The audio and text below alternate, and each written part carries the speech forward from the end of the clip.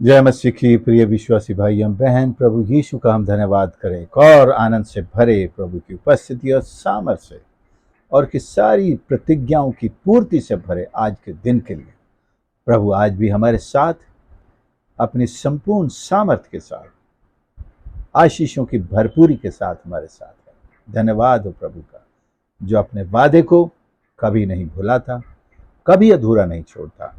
ये हम हैं कि भूल सकते हैं, ईश्वर से दूर भी हो जाते हैं, नाराज भी हो जाते हैं, दुखी भी हो जाते हैं।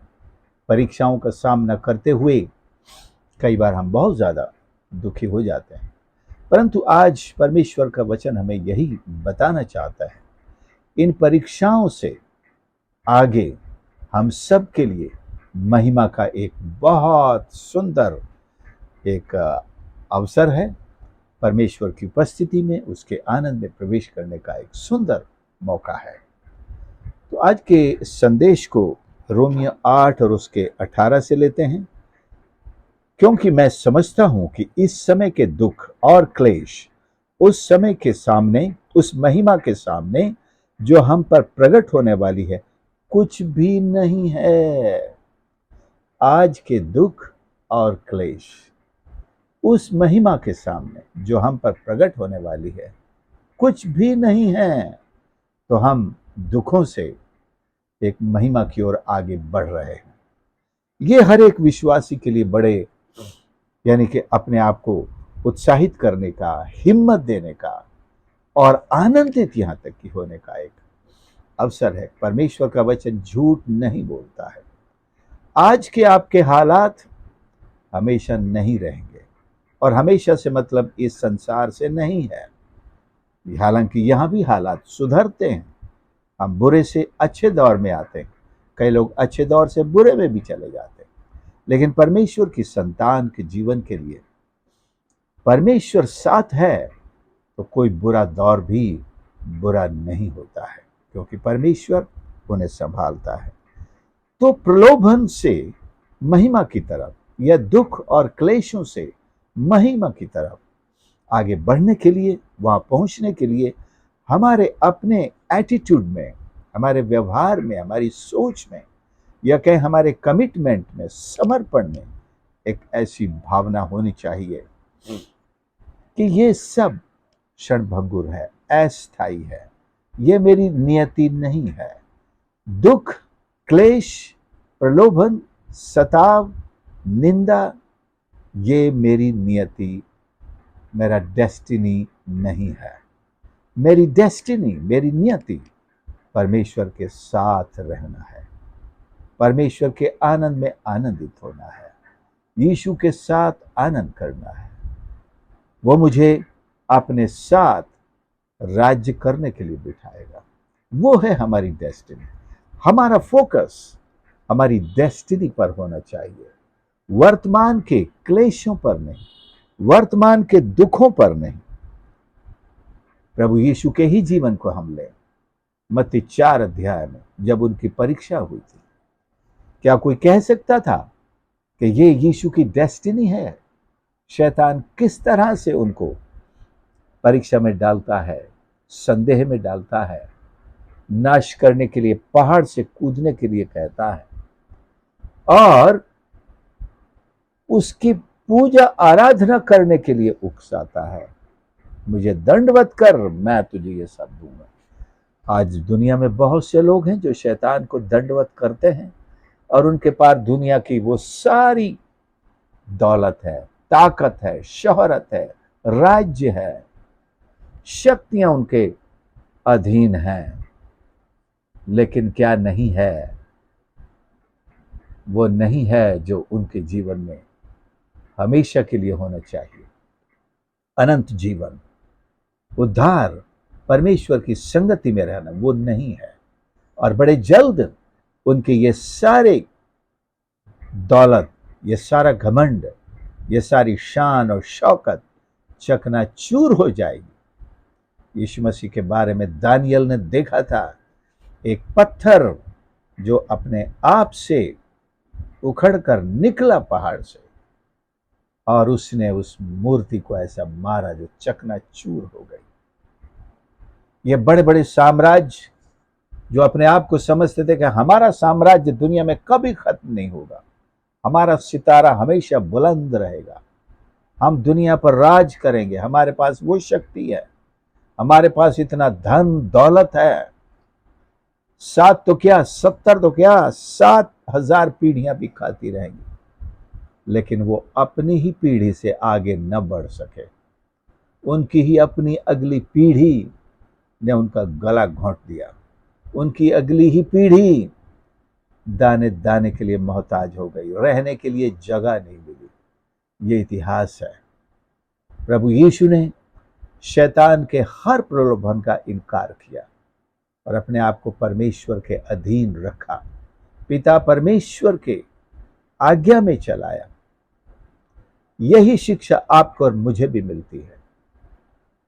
इस दुनिया की महिमा से, इस दुनिया की महिमा के नशे से वो इतने अंधे हो गए, उस नशे में आ गए कि उन्होंने सोचा इससे हटकर तो कोई दुनिया ही नहीं, इससे हटकर तो कोई महिमा ही नहीं है, इससे हटकर तो कोई आनंद की बात है ही नहीं। लेकिन उनकी आंखें खुल गई जब उनका सामना स्वर्ग के रचने वाले परमेश्वर से हुआ। बड़े बड़े राजा महाराजा यीशु के चरणों पर नतमस्तक हुए पड़े हैं। हमसे भूल हुई, यही कह रहे हैं, हमसे भूल हुई। वो जानते हैं उनसे क्या भूल हुई। कई लोग तो पूछते हैं हमसे क्या भूल हुई, हमसे क्या भूल हुई जो हमको ये सताव मिला, प्रताड़ना मिली, ये दुख मिले, ये क्लेश मिले, ये जिल्लत मिली, हमसे क्या भूल हुई। पता चल जाएगा। अगर अभी जान लो तो अच्छी बात है, नहीं तो नरक में जिंदगी भर यही सवाल पूछते रहोगे शैतान से, मुझसे क्या भूल हुई। तू तो कहता था तू ईश्वर है, तू तो कहता था तू अनंत काल का है, युगान युग है, तेरा राज्य कभी खत्म नहीं होगा, तू यहां पड़ा है नरक में हमारे समान, तूने हमें धोखा दिया, तुझ पर विश्वास करना हमारी भूल थी। दोस्तों, सत्य पर विश्वास करना हमारी समझदारी है, लेकिन धोखे पर, असत्य पर, झूठ पर, फरेब पर विश्वास करना और इनके पिता शैतान पर विश्वास करना जिंदगी की सबसे बड़ी और सबसे भारी और सबसे असहनीय भूल होगी। समय रहते हम सुधर जाएं, अपने विश्वास को अपने बनाने वाले, अपने रचने वाले ईश्वर पर रखें। फिर चाहे कितना भी क्लेश, दुख, सताव, सकेती, गरीबी, कुछ भी आवे, सामना करें। हालांकि प्रभु ने कहा है वो हमें कभी न छोड़ेगा, कभी न त्यागेगा, वो हमें भूखों मरने नहीं देगा, वो अपने भक्तों को छोड़ेगा नहीं, उनकी सहायता करने को आता है। तभी भक्तों की जिंदगी में भी शैतान पूरी तरह से जहर घोलता है, लेकिन भक्तों की निगाहें शैतान के दी हुई क्लेश पर नहीं होती हैं, परीक्षाओं पर नहीं होती हैं।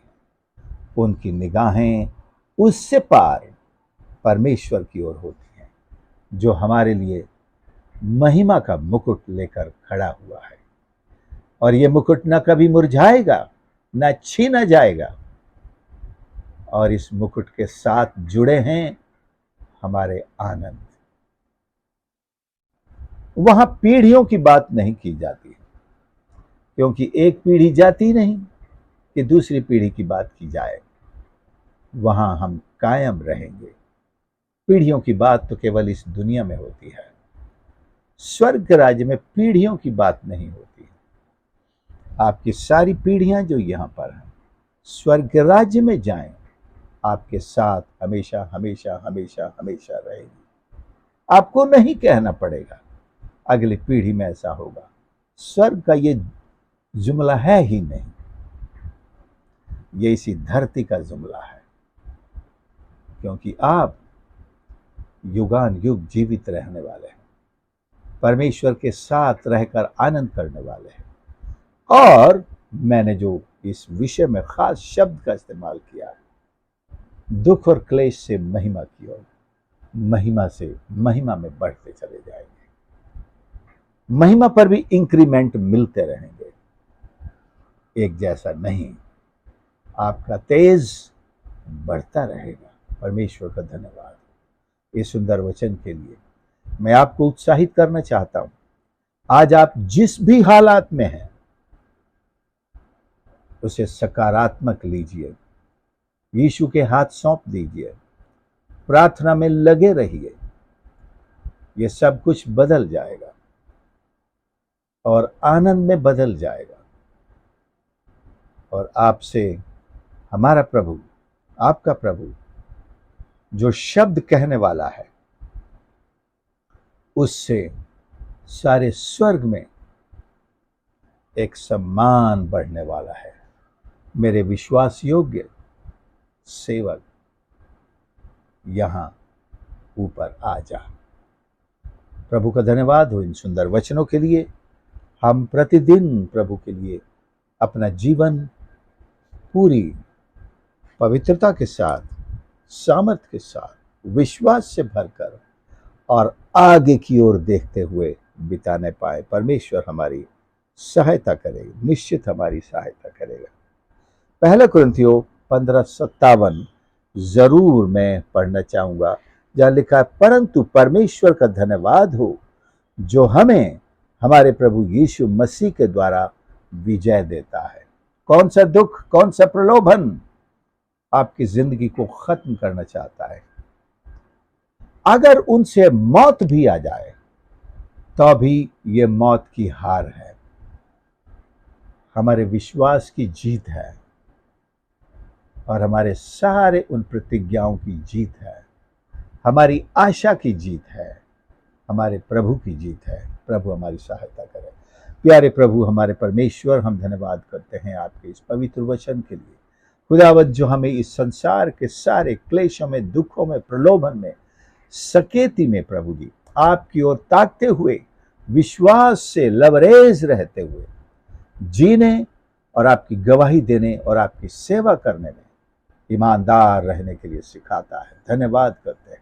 हमारी प्रार्थना है परमेश्वर, आप हमारे साथ हों, हर एक दुख संकट में हमें समझ दें, हिम्मत दें, किसी भी ऐसी बात का शिकार न बने जो हमें आपसे दूर करे, अलग करे, विश्वास में कमजोर करे, बल्कि आपको ताकते हुए जो हमारे विश्वास के कर्ता और सिद्ध करने वाले हैं, अपना जीवन इस संसार में बिताते हुए आपकी उस महिमा को प्राप्त करें, आपकी उस तारीफ को सुनने के लिए आगे बढ़ें कि मेरे विश्वास योग्य सेवक प्यारे यीशु हर एक सुनने वाले को आशीष करो, उनके दुखों में, संकट में, आंसुओं में, क्लेश में अपनी तसल्ली दे, शांति दे, हर एक के बोझ को उठा ले प्रभु जी, और तेरे साथ हमारी इस यात्रा को पूरा करने के लिए स्वर्ग से अपनी सामर्थ्य दे, साहस दे, परसीवियरेंस दे, तेरे प्रेम से, अनुग्रह से हमारे हृदय को भर दे। धन्यवाद के साथ प्रार्थना प्रभु यीशु के नाम से मांगते हैं, आमीन। प्रभु आप सबको आशीष करें। आपने संदेश को सुना, जरूर दूसरों के साथ भी शेयर करें, और यदि आप हम चैनल पर नए हैं तो प्लीज़ इसे सब्सक्राइब ज़रूर करें, और आपके लाइक्स और कमेंट्स भी हमारे कमेंट बॉक्स में ज़रूर भेजें, और हमारी सेवकाई के लिए ज़रूर प्रार्थना करते रहें। God bless you.